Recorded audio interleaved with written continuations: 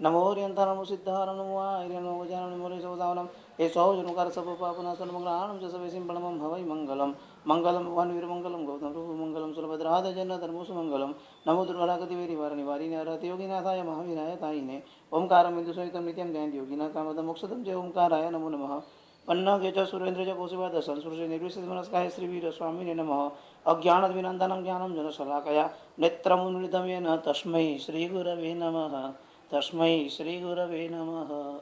अनंत उपकारी अनंत कल्याण करनारा તારક તીર્થંકર શ્રમણોગાન મહાવીર સ્વામી આ સંસાર સમુદ્રથી તરવા માટે અને મોક્ષ સુખની પ્રાપ્તિ પ્રાપ્ત કરવા માટે ધર્મ તીર્થની સ્થાપના કરી.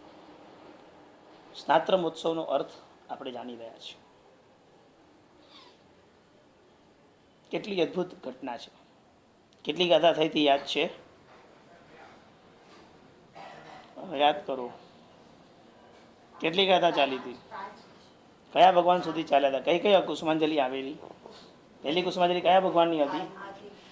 આદિનાથ ભગવાન. બીજી? ત્રીજી? નેમનાથ ભગવાન. ત્રીજી ચોથી પાર્શ્વનાથ પરમાત્માની. પાંચમી મહાવીર સ્વામી ભગવાન. ફ્રેશ છો ને? ખ્યાલ છે ને સ્નાત્રનો અર્થ ચાલે છે? કોઈ પૂછે તો કહેજો સ્નાત્રનો અર્થ ચાલે છે. થોડું ઘણું લેસન યાદ રાખજો. શું ચાલે છે એમ પૂછે કે સ્નાત્રના અર્થ ભણીએ છીએ. એમાં શું ચાલે છે એમ પૂછે કે કુસુમાંજલિ ચાલે છે એમ કહેવાનું. શું આમ ઘણું ભણતા હોય ખરી, પણ શું ભણતા હોય યાદ ન હોય ક્યારેક. થાય એવું. કુસુમાંજલિ આમ નહીં, આમ હોય. પધામણા છે કુસુમાંજલિના. અદ્ભુત ભાવોલ્લાસનું કારણ છે. ભાવ આવે ને, જેમ પેલો શંકર તાંડવ નૃત્ય કરે ને ત્યારે અનલિમિટેડ કૂદે, એમ આ એક જાતના ભાવ છે. પ્રભુને ફૂલ અર્પણ કરવાથી આપત્તિઓ દૂર થાય. કોઈ સંકલ્પ કરવો હોય ત્યારે સફેદ રંગના ફૂલ ચડાવી, આનંદની વાતો હોય ત્યારે પિંક, ગુલાબી, લાલ કલરના ફૂલો ચડાવી, દેવતાઓને જ્યારે કોઈ વિધિ વિધાન કરવાના હોય ત્યારે કરેણના લાલ ફૂલો ચલાવી, જ્યારે કોઈ વિશિષ્ટ રીતે ધ્યાન કેન્દ્રિત કરવાનું હોય ત્યારે ગ્રીન કલરના પુષ્પો ચલાવી, ગુરુ રૂપે અથવા તો ગુરુ ભાવને પકડીને જ્યારે કોઈ વિધિ વિશેષ કરવાની હોય ત્યારે પીળા રંગના ફૂલો ચડાવવા. આ કલરથી પણ મતલબ છે. માટે આવ્યું હતું પંચવન્નાઈમ મુકે કુસુમાંજલિ સુરા વીર ચરણ સુકુમાલ તે કુસુમાંજલિ ભવિકના પાપ હરે ત્રણ કાળ.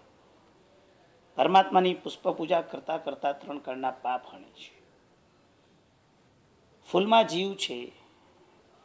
જીવને હિંસા થોડી કરાય, એને કિલામણા થોડી કરાય,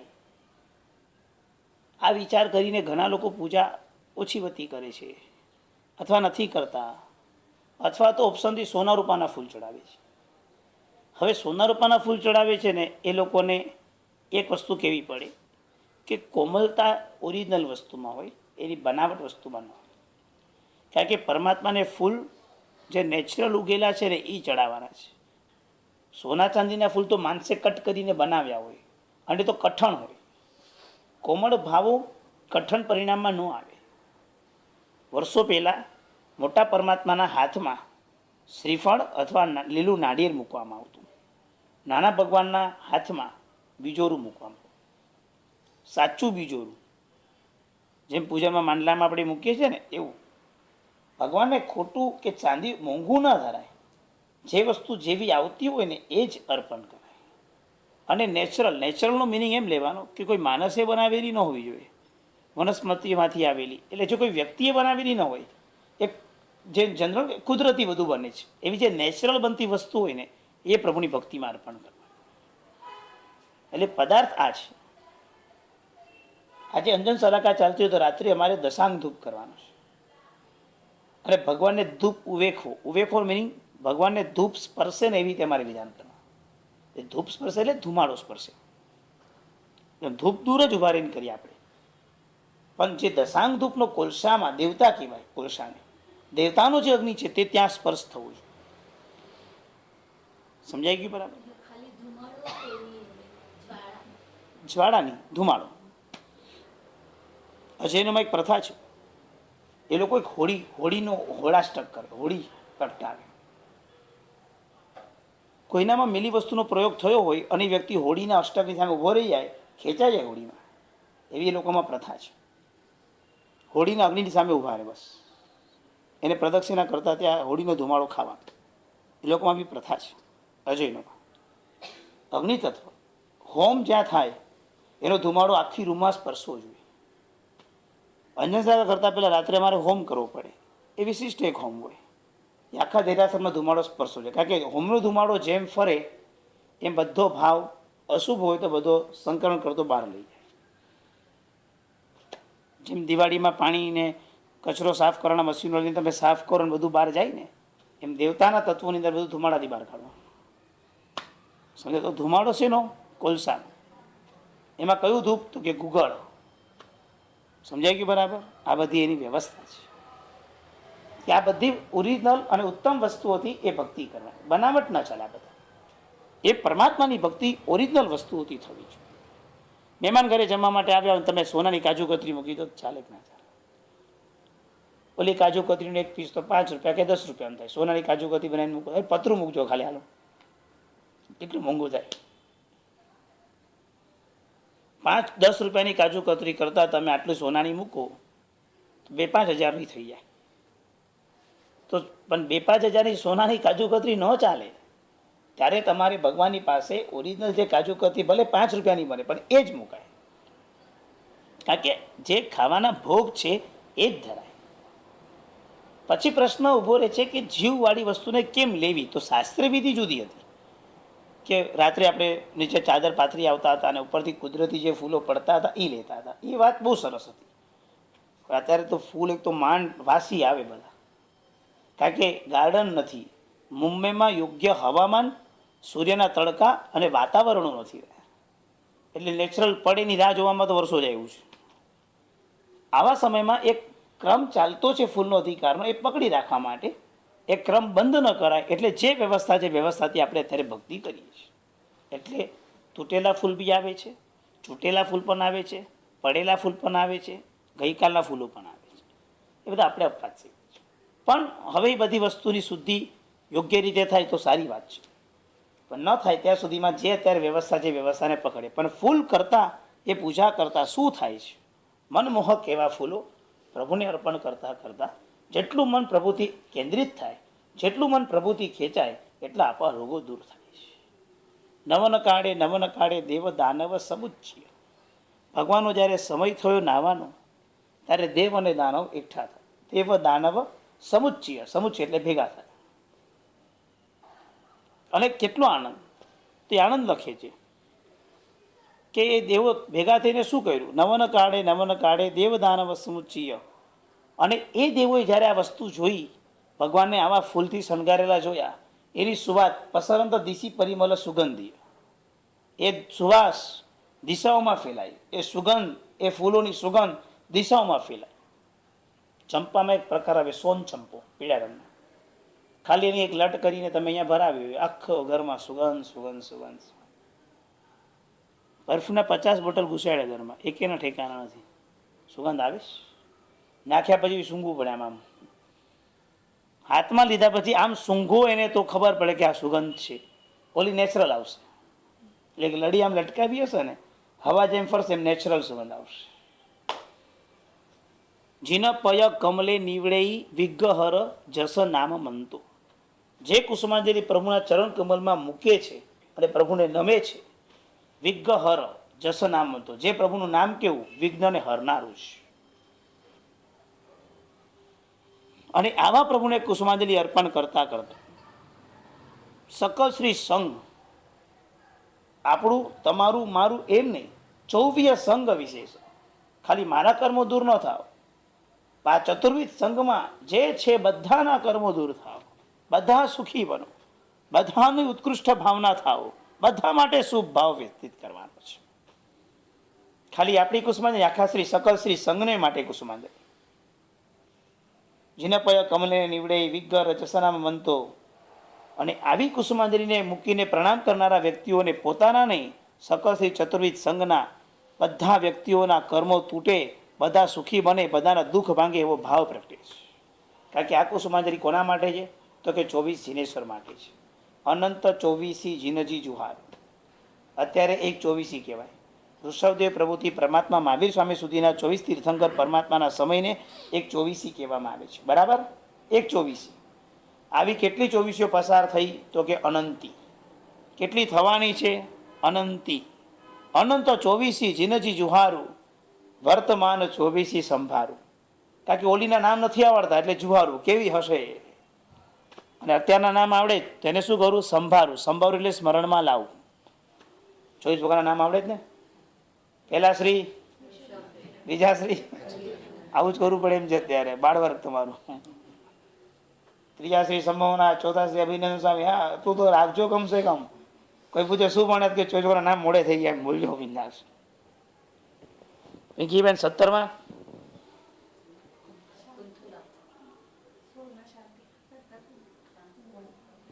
કુંથુનાથ શાંતિનાથ બોલે છે. 16મું યાદ કરીને 17મું યાદ આવે. તમને એમ નહીં, તમને તો એ પ્રશ્ન મારે પૂછવા જોઈએ કે તે પરમાત્મા મૂળ નાયક છે ને એવા સ્થળો બોલો. આદિનાથ તો બોલો ને, પાલિતાના. અજીતનાથ તો કે તારંગા. સંભવનાથ તો કે શ્રાવસ્તી. બોલો, હરનાથ ભગવાન મૂળ નાયક એવું દેરાસર કહ્યું.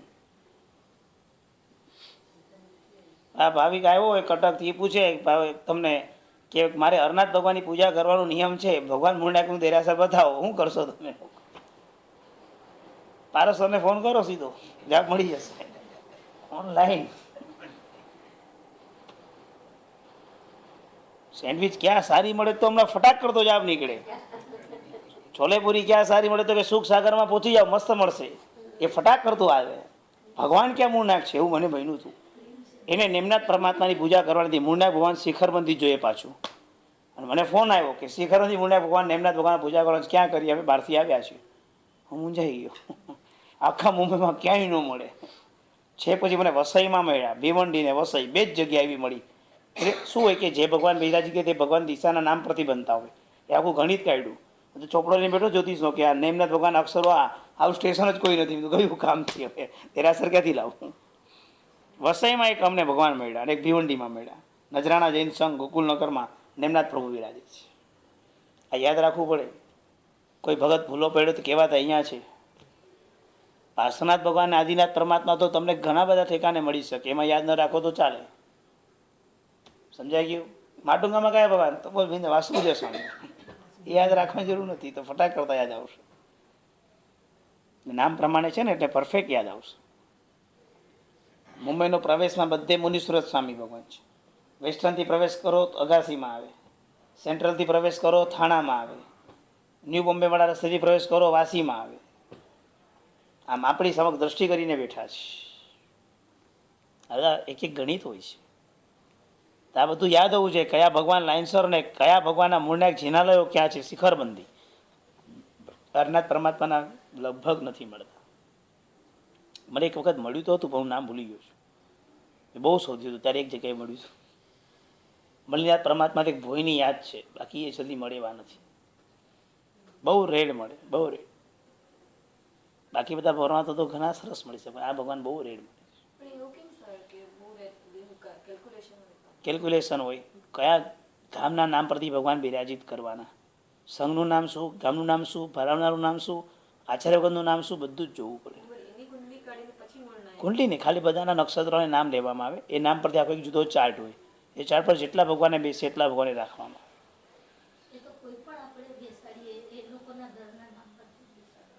હા, એ અમારે જોવું પડે. સમજો કે જતીનભાઈ અને ભાવનાબેન એમ કે અમારે ઘરે ભગવાન બેસાડવા છે, તો અમારે પહેલાં જતીનભાઈનો જ અક્ષર પરથી હોય તો એ જ્યોતિષ, ન હોય તો એમના નક્ષત્રના નામ. એમનામાં આવતા હોય મુનીશ્વર સ્વામીને, આમને આવતા હોય શીતલનાથ. પછી એમની દીકરીની કુંડલી જોઈએ. જેટલા ભગવાન અનુકૂળ થતા હોય એમાં અનુકૂળ કરતાં બી વિરોધી ન થતા હોય એ ભગવાન ખાસ અમે કહીએ. પછી કર્મક્ષેત્રના ક પરથી મળે છે કે નહીં, જેટલું આમાં જેટલા અક્ષરો મળતા હોય, ગામનું ને માટુંગા ને કર્મક્ષેત્રનો ક, પછી જતીનભાઈનો જ, ભાવનાબેનનો ભ, આ બધું ભેગું કરીએ એને આખો ચાર્ટ બનાવે. એ ભગવાન વિરોધી ન થાય, પણ ભગવાનના નામ એની નામની રાશિઓ ન જામે ત્યારે વિરોધ થઈ જાય. એ જ્યોતિષનો નિયમ છે. અમુક રાશિ સાથે અમુક રાશિને મેળ થાય, અમુક રાશિને મેળ ન થઈ શકે. તો જે રાશિ સાથે જે રાશિનો ભગવાનને મેળ ન થાય ત્યાં એ ભગવાન બિરાજિત ન કરે. ખ્યાલ આવ્યો? પાર્શ્વનાથ ભગવાન કેમ વધારે વિશુદ્ધ? મંગલમૂર્તિ તરીકે બધે સહજ પાર્શ્વ પરમાત્મા ચાલે વાસ્તુ પૂજામાં, એટલા માટે. મહાવીર ભગવાન ઓછા હોય પણ પાર્શ્વનાથ પાર્શ્વ ભગવાન ઘરે રાખવાનો નિયમ નથી, એટલા માટે. અને પાર્શ્વનો મહિમા જેટલો હતો તો શું કરે, કેટલો મહિમા છે. ઘટ ઘટમાં વિરાજે છે, ઘર ઘરમાં વિરાજે છે. બધાને ભગવાન પાસના પ્રત્યે લગાવ છે તો હોય જ. પ્રભાવ છે સર, આદિ નામ કર્મ છે. પ્રભુનું એવું પુણ્યાય છે જબરદસ્ત, પુરુષાદાનીય વિશેષણ છે તો હોય, એટલું તો હોય જ. માટે અનંત 24 જીનજી જુહારું વર્તમાન 24 સંભારું કુસુમાંજલિ મેલો 24 જીનંદ. હવે 24 તીર્થંકરો તો યાદ કર્યા, પણ અત્યારે પૃથ્વી પર 20 વિહરમાન તીર્થંકરો વિચરે છે, એને પણ યાદ કરીએ. મહાવિદે સંપ્રતિ વિહરમાન જીન 20 ભક્તિ ભરે તે પૂજ્યા કરો સંગ તે શું જગીશ. એ ભગવાનની ભક્તિ કરતા કરતા આપણા સંઘનું નામ મોટું કરે. કેવો ભાવ છે આમ, સંઘનું નામ મોટું થાય, ચૌધરી સંઘ સુખી થાય, પાપ 3 કાળના હરે. જેટલી પરિમળ સુગંધિત ફેલાય તેટલો યશ ફેલાય. કેવી સરસ ભાવના છે.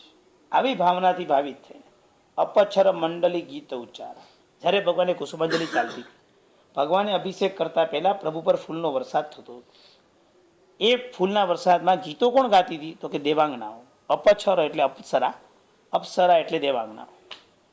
સંકેશ્વરમાં 5 આરતી ઉતારી જ કે નહીં? કોઈ દિવસ લાભ મળ્યો છે કે નહીં 5 આરતીનો?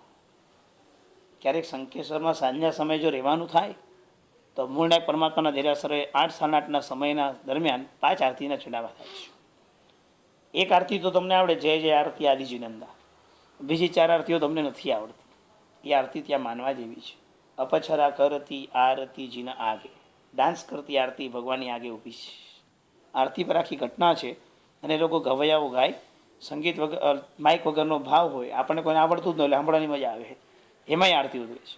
અપછરા કરતી આરતી જીના આગે, હારે તો ભવો ભવના દુઃખ નિવારે, હારે તો ભવો ભવથી મુક્તિ અપાવે, અપછરા કરતી આરતી જીના આગે. શું ભાવોલ્લાસ સાથે ગાય છે. આ બધા પ્રસંગો માનવા જેવા છે, બહુ અદ્ભુત પ્રસંગો છે. આરતી ક્યારેય ચૂકવાની નહીં. આરતી આપણી અરતિને દૂર કરે છે. માનસિક શાંતિ આરતીથી મળે. આરતી પ્રત્યેક ધર્મમાં છે, ક્યાંય આરતી નથી એવું નથી. અને ઉત્કૃષ્ટતા તો એ છે કે આપણને આરતીનો લાભ મળે છે. બાકી બધા દેરાસરોમાં, મંદિરોમાં પૂજારી જ આરતી ઉતારે, એનો અધિકાર પૂજારીનો છે. જ્યારે આપણે ત્યાં તો પૂજારી આપણા પાસે ઉતરાવે એ પણ એક બહુ મોટો ઉપકાર છે. આરતી કેસરિયાજીની જોવા જેવી.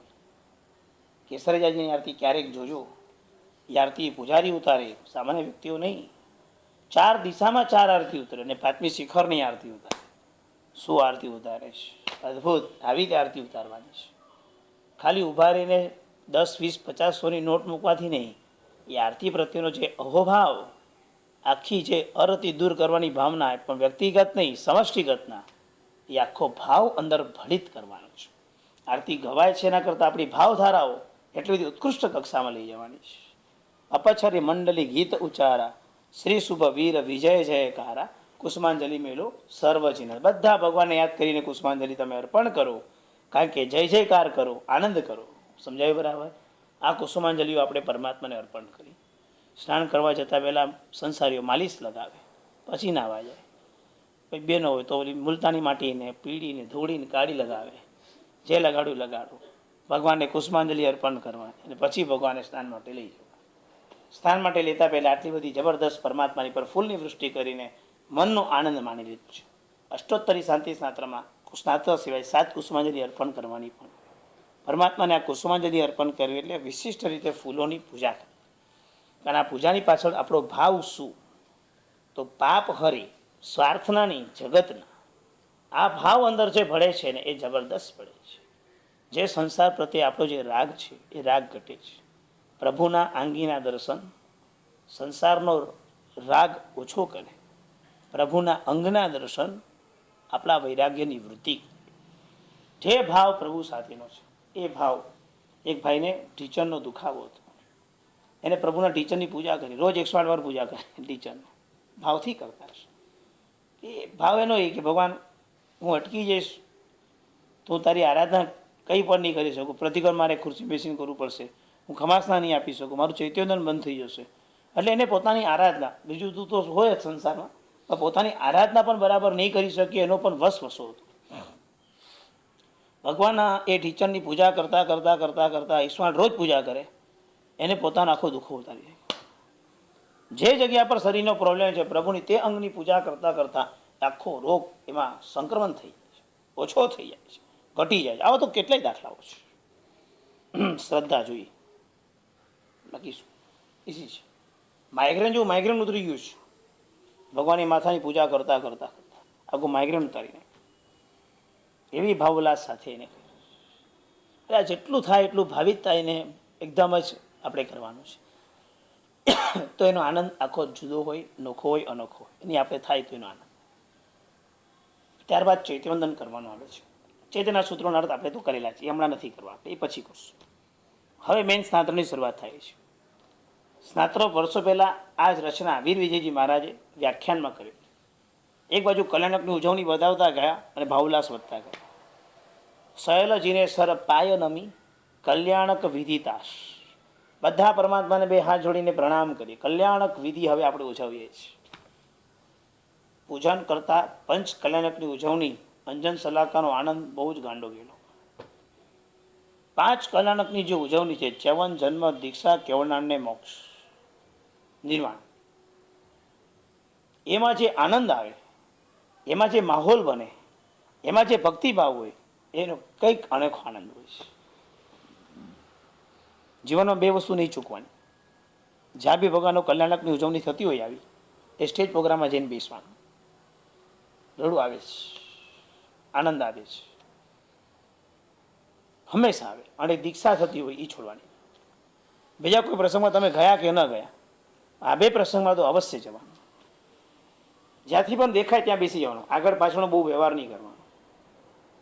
પણ દૂરથી પણ જોતા જોતા જોતા આપણી આંખો ભીની થયા વિના ન રહે. દીક્ષામાં આખો રંગ વૈરાગ્ય નો થાય. કલ્યાણકમાં હંમેશા આપણો રંગ, હું આવું ક્યારે કરીશ, ભગવાન કેટલા અદ્ભુત છે, આવું અમને ક્યારે કરવા માટે મળે, આવો ભાવ આપોઆપ ઊભો થાય છે. એ દ્રશ્ય નિહાળતા નિહાળતા. અને એ જે પુણ્ય બંધાય, અને એ વખતે જો કદાચ કોઈ ભાગ્ય રેખા, તમારું નસીબ અથવા તમારી પુણ્ય જો તપી ગઈ, આવો કોઈ ઉત્કૃષ્ટ લાભ તમારા પોતાના હાથે થાય, એવી વિશિષ્ટતા આભવ અથવા આવતા ભૂમાં નિર્માણ થઈ જાય છે. એ કલ્યાણકની તાકાત છે. કલ્યાણક પ્રભુના ઉજવવી. કલ્યાણક વિધિતાસ વર્ણવતા શુણતા થતા. તમે વર્ણન કરો કે તમે સાંભળો, સંઘની ભૂખે આસ. ખાલી ભગવાનના કલ્યાણકનું વર્ણન કરતા સંઘની જે ઈચ્છા હોય, એની જે આશા હોય, એ આશા ફલી ફૂલી બને છે, પવિત્ર બને છે, ઉત્કૃષ્ટ બને છે, આનંદિત થઈ જવાય છે. આનંદ તો જોઈએ કે નહીં? આનંદિત બનવા માટે કલ્યાણકની ઉજવણી બતાવીશું. બિરલાની અંદર એક બેન પ્રેગ્નેન્ટ હતા. ખોડા ભરવાની વિધિ હતી. ધાર્મિક એક નાનકડું ફંક્શન કરવાની એમની ભાવના હતી. આમ તો જૈન સીમંત વિધિ જ કરવી હતી, પણ ચ્યવન જન્મ કલ્યાણકની ઉજવણી કરી હારરડું ભગવાનનું ગાઈને પછી સીમંત વિધિ કરવામાં આવી હતી. પહેલો જ કોન્સેપ્ટ હતો કેવી રીતે કરવું, એનું અઘરું બી હતું. આખી વિધિ ચ્યવન કર્યું, ચ્યવન કરીને એટલે વિધિ હોય, વિધિ પ્રમાણે ચ્યવન કર્યું, ચ્યવન કરીને આખી 14 સૂપના, જન્મ, 56 દીક કુમારિકા, ઇન્દ્ર મહારાજા, મેરુમહોત્સવ, નામકરણ, હાલરડું, આટલું કર્યા પછીની વિધિ. એટલો બધો આનંદ સભર એ માતાએ ભાવિત થઈને કર્યું છે. હાલરડું પોતાની જાતે ગાયું છે. એટલે આખા ભાવ જેને ભાવિત કર્યા છે. આજે બાળક જન્મ્યા પછી બાળક મહાત્માને પાત્રામાં વરાવા અને ભગવાનના નામ આ બેને ધારણ કર્યા વિના રહી શકે નહીં. એટલી ઉત્કૃષ્ટતા એ બાળકે પ્રાપ્ત કરી.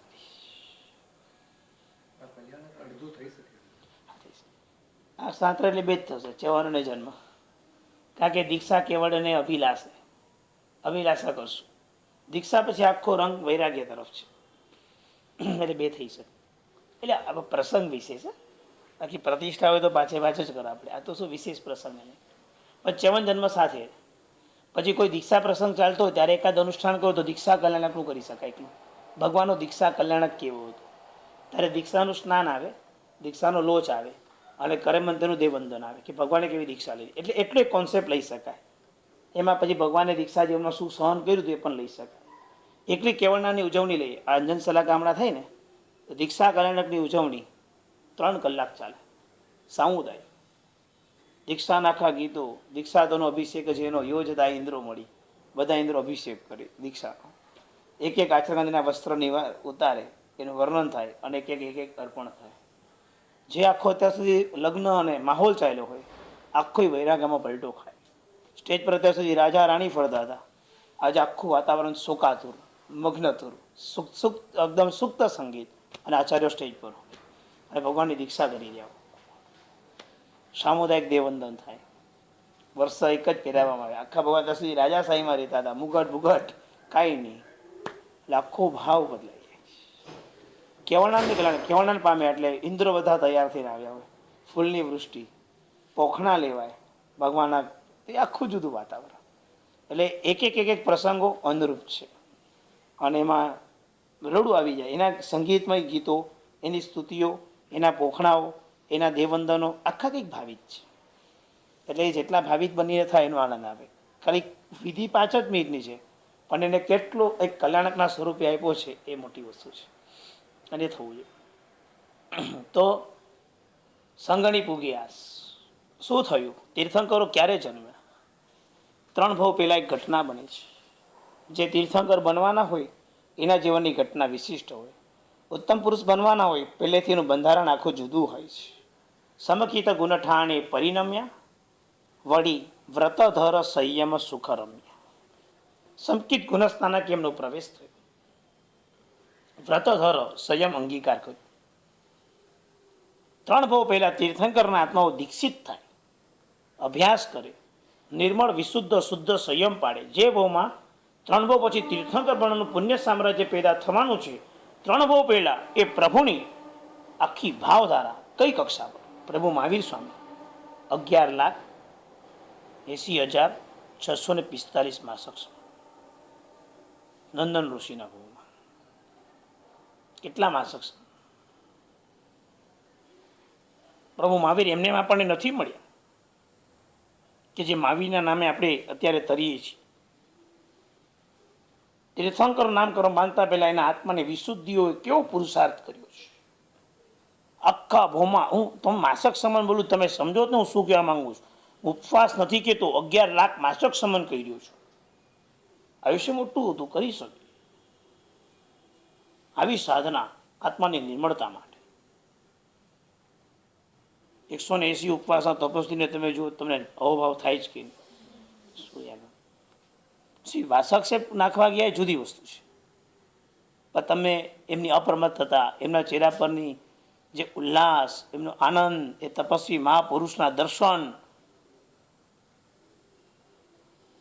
આટલા સુખ પછી એ સુખમાં જે ન મળ્યું આજે જોવા માટે મળ્યું ને કે આને પામ્યું.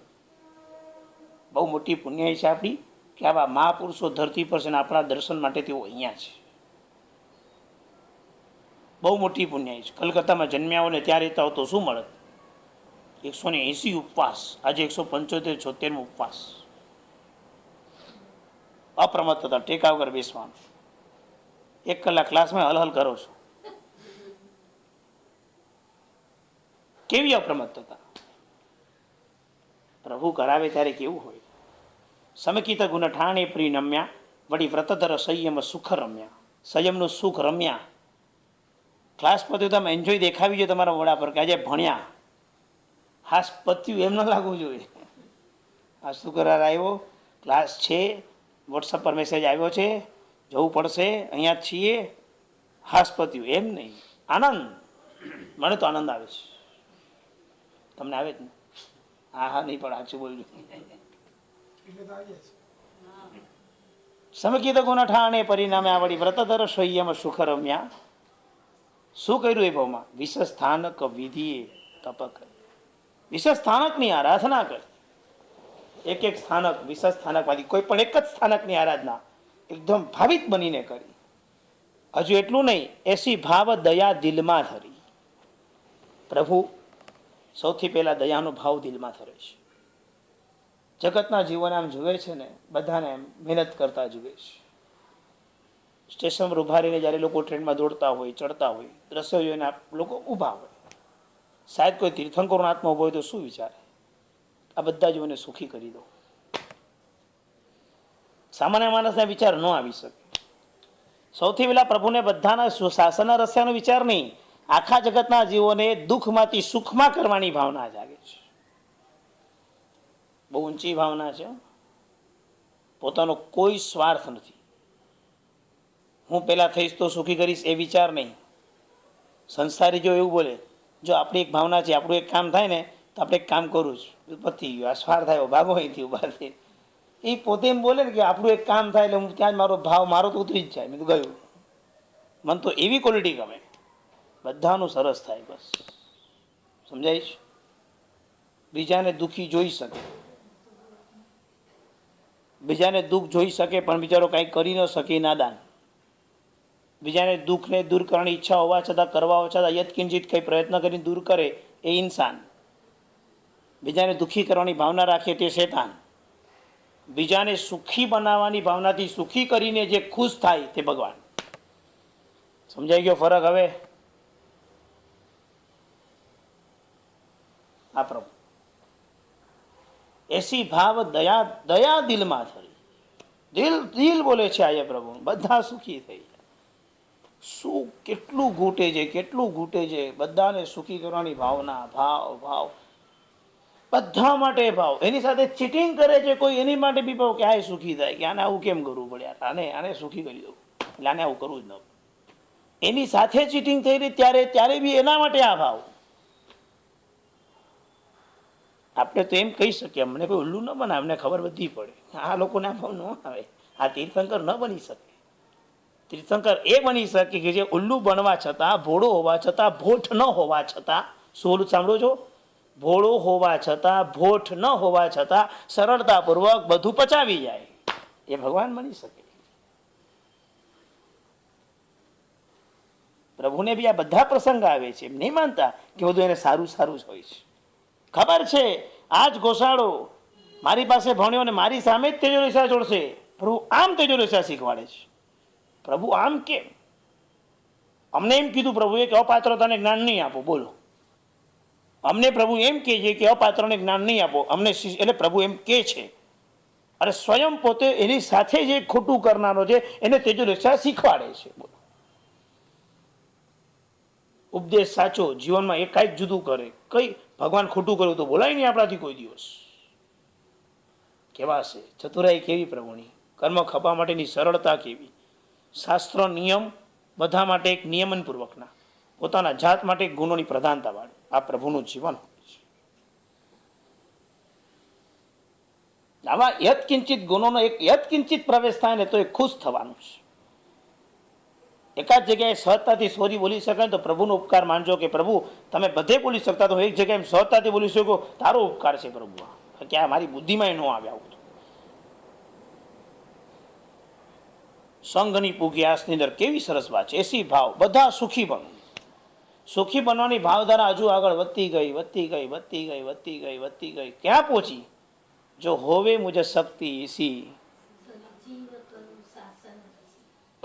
બધા જીવોને પ્રભુ તારા શાસનના રસ્તે બનાવો. કારણ સંસારના સુખ મેળવ્યા પછી આ બધા જીવો આટલું સુખ પ્રાપ્ત કર્યા પછી પાછા અટકશે.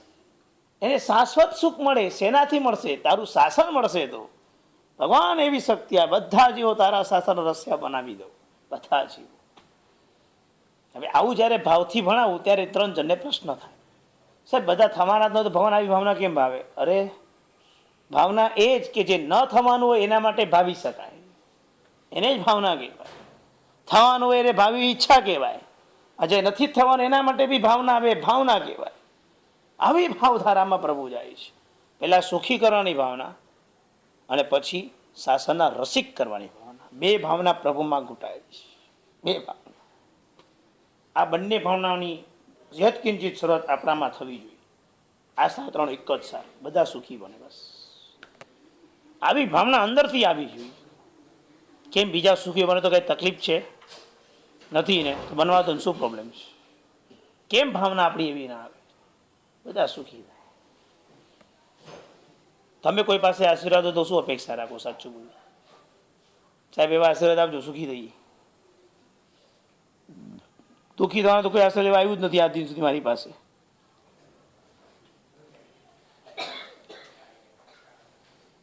જો આ જ અપેક્ષાથી આપણે જીવ્યા છે ને મોટા થયા છે, આખું જગત આ જ અપેક્ષામાં જીવે છે. કેમ? આપણે કરવું નથી, ભાવના તો ભાવી શકીએ ને. આ જ ભાવના પ્રભુ એ સ્વયં, અને પાછું બોલવી, વિચારવી અને ભાવના ભાવવી, બિગ બિગ બિગ ડિસ્ટન્સ છે. અને એ બરાબર પકડજો કે આપણામાં ભાવના સહજ જાગવી જોઈએ. મેં શીખવાડી જ માટે નહીં, અંદરથી. જો હોવે મુझे શક્તિ એસી સભી જીવ કરું શાસન. અમને જ્યારે ગુરુદેવે કીધું કે તમને શાસન સોંપું છું, એ શબ્દ મળ્યો ને ત્યારે ધ્રુજી ઉઠ્યા હતા. સાંજે જમી નતા શક્યા. બપોરના સમયે ગુરુદેવે અમને કીધું કે તમને શાસન સોંપ્યું છે, ખ્યાલ છે? જેવું એ સાહેબે શબ્દ કીધા, સાંજે જમી ન શક્યા. ભગવાન પાસે જઈને રડીએ છીએ, ભગવાન અમે વફાદાર રહીશું કે કેમ? કારણ કે આમાં તો ભાવિકતા જોઈએ, ભાવપણું જોઈએ, આખા જગતને સુખી કરવાનો ભાવ જોઈએ. અમને તો અમારા ગુરુએ આવી જવાબદારી મૂકી દીધી, અમારી લાયકાત પાત્રતા 0 છે. અમે એને વફાદારીપૂર્વક પાડશું કે નહીં? અને શાસનની રસિકતા બહુ જબરદસ્ત પુણ્યબંધનું કારણ છે. શાસન રસિકપણું એ પ્રભુ આપે છે. જો હવે મુજે શક્તિથી સવી જીવ કરું શાસન રસિક. શું થયું પછી? સૂચિરસ ઠલતે. જ્યારે આમ શરબત તમે હલાવો અને પછી આમ ફટ કરતો ગ્લાસમાં કાઢો અને પછી તમે મોઢે માંડો, એટલે કેવો હોય? ઘટાઘટ ઘટાઘટ ઘટાઘટ. આ સૂચિરસ વધ્યો વધ્યો વધ્યો વધ્યો વધ્યો વધ્યો વધ્યો વધ્યો વધ્યો વધ્યો અને ઠલવાયો. એ ઠલવાયો એટલે કેવો ઠલવાયો? સૂચિરસ ઠલતે તિયા બાંધતા તીર્થંકર નામ કર્મ નિકાચ. પ્રભુએ આ કર્મ નિકાચિત કર્યું. આ એમને એમ નથી મળતું. આ એને મળે છે જેની પાસે પરાર્થ વ્યસનીપણું છે. મેં આ તમને સમજાવ્યું છે, આજે ફરીથી એકવાર યાદ કરાવું છું. પરાર્થ વ્યસની. હવે જો શબ્દ ન સમજો તમને જુદી રીતે સમજાવું. તમને ચેઇન સ્મોકર કહો સમજાઈ જાય કે નહીં? કે એક સિગરેટ હજુ પૂરી અડધી પોણી થાય કે ન થાય, બીજી ચાલુ થાય, બરાબર? પરાર્થ વ્યસન એટલે એક પર વ્યક્તિના કલ્યાણનું કામ હજુ પૂરું થયું કે નથી થયું, બીજું કલ્યાણનું કરવાનું કામ ચાલુ થઈ ગયું હોય. થાકે નહીં, કોઈને ના ન પાડે. સમજાય છે? એક સાથે સોનાએ પરાર્થ આખા જગતના જીવોને સુખી કરવા માટેનું કામ ચાલુ થયું. કોઈને ના નહીં, કોઈને બહિષ્કાર નહીં, કોઈને તિરસ્કાર નહીં, બધાને. મહેસાણામાં અભ્યાસ ચાલતો હતો. એકવાર અભ્યાસ કરવા માટે બેઠો હતો અને સાહેબે મારી પરીક્ષા લીધી. મારી પછીના વિદ્યાર્થીને કીધું કે જાઓ પારસ પાસે ભણવા બેસી જાઓ. એ દિવસે લેસન મને ઘણું હતું અને મારા ગુરુજીએ મારી જે પાછળના ક્લાસવાળા હતા, જે મારાથી પાછળનો જે અભ્યાસ કરી રહ્યા હતા, એ લોકોને સમજવા માટે મારી પાસે મોકલ્યા. ટાઈમ લિમિટેડ, મારો ક્લાસનો સમય, પાઠ બાકી, મારો લેસન બાકી, અને મને સાહેબે મારી પરીક્ષા માટે ત્યારે સ્ટુડન્ટ મોકલ્યા. શું કરું? ના પાડું તો ગુરુની કૃપા જવાની હતી. પણ ત્યારે એવું કંઈ સમજાય નહીં, પણ પ્રભુની કૃપા કે એને હું ના ન પાડી શકું. કારણ કે એ લોકો એમ જ કીધું ખાલી કે સાહેબે કીધું કે તારી પાસે ભણવાનું છે અમને. સાહેબે કીધું એટલે જાતે આવ્યો તો ટાળી શકાય, સાહેબે કીધું એટલે ટાળી ન શકાય. સરે કીધું લાવ ચલ કરાવું. સરસ રીતે એ લોકોને ગમે તે રીતે સમજાવ્યું. મારો ટાઈમ ઓછો થઈ ગયો, પણ એન બિટવીન જે સાહેબે એક નજરથી મને જોયો કે આ ભણાવે છે, વિધિન 10 મિનિટની અંદર અડધો કલાકનો બાદ પૂરું થઈ ગયું. અને એ દિવસથી આજ દિન સુધી એ આખી બંને બુકોના કયા પાના પરના કયા નિયમો ક્યાં કઈ રીતે જોડાયેલા છે, એ પાના નંબર અને પાના નંબરના કઈ જગ્યાએ કયા પાના પર છે, બધું મને એ દિવસથી આજ દિન સુધી. પરાર્થ વ્યસની ગુણ એટલો અદ્ભુત છે. લેતા ફાવ્યો તો જીતી ગયા, એમાં ક્યાંય સ્વાર્થ ન જોઈએ. તારું પણ સારું કરીશ, મારું પણ તું જગ્યા રાખજે, આઉટ. તમે બોલી શકો જ ને, મારી જગ્યા રાખજે, મારી ખુરશી રોકજે, આઉટ. તમે તીર્થંકર નહીં બની શકો, હારી જશો. પ્રભુ ભણવા માટે આખું છોડી દેવાનું છે. હું એવી રીતે પીવું છું, 3-3 કલાક 9-9 કલાક લાઈનમાં બધાને વ્યવસ્થા કરી છે, અને મને પક્ષાલ પૂજા કરવા માટે નથી મળી. પૂજાના કપડામાં ઊભો છું. હું બિઝી હતો, વ્યવસ્થામાં હતો, બધાને કરાવતો હતો. ત્યાં બધું પૂરું થઈ ગયું, અંગલુસના થઈ ગયા, બધું થઈ ગયું, આંગી પણ ચડી ગઈ, જયનાથ થઈ ગયું. હું હજુ પાછળ જ ઊભો હતો. હું માફી માંગીને, ભગવાન આપે મને અહીંયા હોવા છતાં હું આપને પામી ન શક્યો એ અફસોસ સાથે બહાર નીકળ્યો. મેં કોઈ અવ્યવસ્થા ન કરી, હું રહી ગયો. આનંદ અને દુઃખ ઉભય સાથે બહાર નીકળ્યું. દુઃખ એટલે રહી ગયું કે મને આવડ્યું નહીં એના માટે નહીં, પણ મારી હજુ પુણ્યાય, મારી પાત્રતા કેટલી પાછળ રહી કે પ્રભુને હું પામી ન શકું, એનું દુઃખ.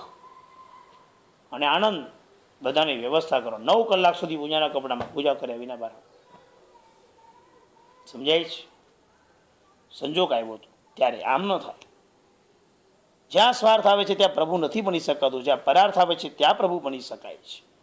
પરાર્થમાં છે, પરાર્થ એટલે બીજાને માટે કરી છૂટવાની ભાવના. પ્રભુ આખા જગત માટે કરવાની ભાવના રાખે છે, બધાને સુખી બનાવે છે. બોલતા નથી, ભાવના ભાવે છે અને ભાવનાનું આચરણ ચાલુ કરે છે. નાનું મોટું આચરણ ચાલુ થઈ જાય છે. આને કેમ સુખ થાય, આને કેમ સુખ થાય, એના કેમ સુખ થાય, એની મહેનત કરે છે. કેવી કેવી સેવા કરે છે. રસ્તામાં કોઈ માણસ માલ ઉપાડીને જઈ રહ્યો છે, એને ટેકો પાછળથી આપવાની જરૂર લાગે છે, માલ ખેંચીને જતો તો ટેકો આપી દે છે. શરમ નથી આવતી પ્રભુ. જે થઈ શકે, જેવું થઈ શકે, જ્યાં થઈ શકે, ઔચિત્યપૂર્વક એટલો વ્યવહાર પ્રભુ કરી લે છે. કે ભાવના રગડાય, નિમિત્ત આવે એટલે એપ્લાય થઈ જાય, ચાલુ થઈ જાય. આવી ભાવધારા સાથે પ્રભુ આગળ ચાલે છે. તીર્થંકર નામ કર્મની કાચિત થયું. સરાગથી સંયમ આચરી, કારણ કે 10 ગુંઠાના સુધી જે પણ સંયમ પાડે એ રાગ સહિત કહેવાય. તમે જે કીધું પદાર્થ સુધી, તો તમે જે કીધું એ લોજિક આ કાળમાં આપણા ટાઈટ સ્કેલમાં પણ તમે કરી શકો. ડેફિનેટ 4 તૈયારી રાખવાની.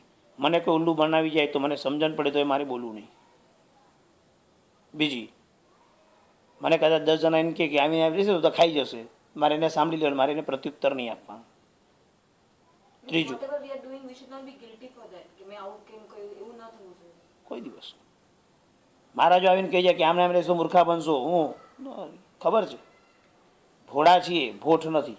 શું બોલું છું, સમજણ પડે છે છતાં પણ અમે તો આ આચાર્ય કોણ તને જોઈએ છે.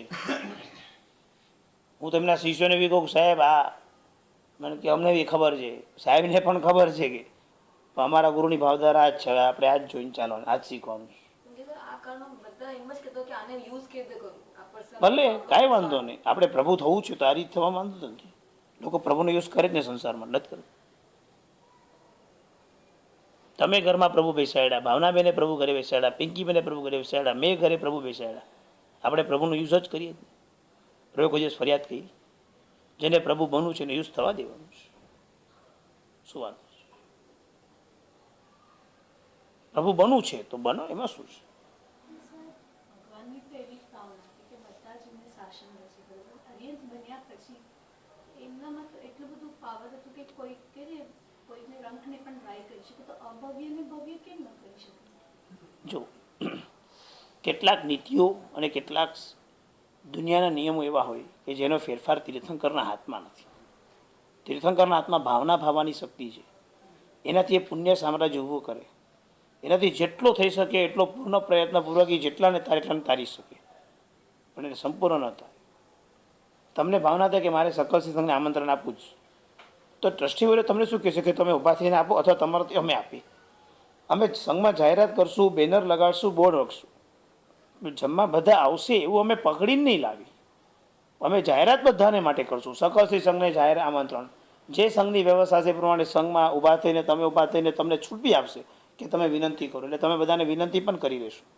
પણ તમારા એમાં 25 માણસ ન જાય તો ન જાય, એમાં તમારું કંઈ ન ચાલે, એ લોકો ન આવી શકે. સંજોગ કે વાત, ભાવના તમારી ઉત્કૃષ્ટ રહે, લોકો ના આવે એનો થોડો પર્સનલ વિષય રહે તો કઈ કેમ કે સાહેબ, જીવના પોતાના પણ કર્મ હોય ને, થોડું નિકાચિત કર્મ કર્યા હોય તો તીર્થંકર પર તમને એ ચેન્જ ન જ કરી ન શકે. કરી શકે. એટલે એ કર્મની ગતિ પર આવે ને, ઇન્ડિવિજ્યુઅલ પર. તો તમારો પ્રશ્ન જવાબ સમજાઈ ગયો? દુનિયા અને પ્રભુ, ધર્મ અને આ ઓપોઝિટ છે. વચ્ચે રહેશો તો કન્ફ્યુઝ જ થશો. સાચો માર્ગ આ છે. દુનિયા દુનિયાની જગ્યાએ સાચી છે, આત્માની જગ્યાએ નહીં. ઉત્તમ બનવું હોય, મહાન બનવું હોય, ઉત્કૃષ્ટ બનવું હોય, અનેક જીવના તારણહાર બનવું હોય તો આ માર્ગ છે. લોઢું જેટલું ટીપાય એટલું એ વધારે સરસ ઘાટ ગળી શકાય. સોનું ટીપાય તો એનો ઘાટ થાય, સોનું પીગળે તો એનો ઘાટ થાય છે. પ્રતિમા જેટલી ટંકાય જેટલો પથ્થર ટંકાય પ્રતિમા બને છે. તો કે આપણા છોકરાઓને પણ એ જ સલાહ આપે છે ને કે માર ખાઈને નહીં આવવાનું. સંસારની અંદર બેઠો છે એટલે સંસારના વ્યવહાર આના પર દરેક માના ચાલતો માને કારણે તમે એને આમ કહો છો. પણ તમારું આંતરિક દિલને પૂછો કે આ સલાહ શું તમે સાચી આવી એવું તમને લાગે છે? તમને જો કદાચ દીકરી એક સેકન્ડમાં સારો પ્રશ્ન પૂછશે કે મેં આ રસ્તો સાચો છે તો આવું કેમ શીખવાડે, તો તમારી પાસે જવાબ નહીં હોય ત્યારે. સમજાઈ ગયું? એ તમે જે શીખવાડ્યું એ તમે ઉપલબ્ધ દ્રષ્ટિ પર રાખો. ભીતર દ્રષ્ટિ પર તો તમે એને એ જ કહો કે આપણો માર્ગ આ છે, દુનિયા અત્યારે આ છે એટલે તને દુનિયામાં પાછા ન પડાય, મને તારી ચિંતા ન થાય માટે તને આ માર્ગ બતાવું છું. આ માર્ગ સાચો નથી એ પણ કહેજો. ભોળા બનાવજો, હોઠ નહીં બનાવજો. સમજાઈ ગયું બરાબર? વિચાર સર્વમ પદાનમ જન્મ જતી શાસ્ત્રમ અહીંયા અટક્યા છે સંકેતમાં. હવે આવતા ક્લાસમાં કહીશું. નવરદાનમ નવજનકલમ બ્રહ્મમ હોય મંગલમ. નિયમ: જે દાગીના પહેર્યા છે એ દાગીના એક વીક સુધી ઉતારીને ચેન્જ નહીં કરવાના, આ જ રાખવાના. લગ્ન પ્રસંગમાં બદલજો, બાકી રૂટિનમાં નહીં બદલવાના. નવરદાન હાથ જોડો. નવરદાન હર્યાસકમ સીધા પહેર્યાનો નહીં પહેરવાના. નવરદાન હર્યાસકમ સીધા સત્યકારણમ બોસી રહી.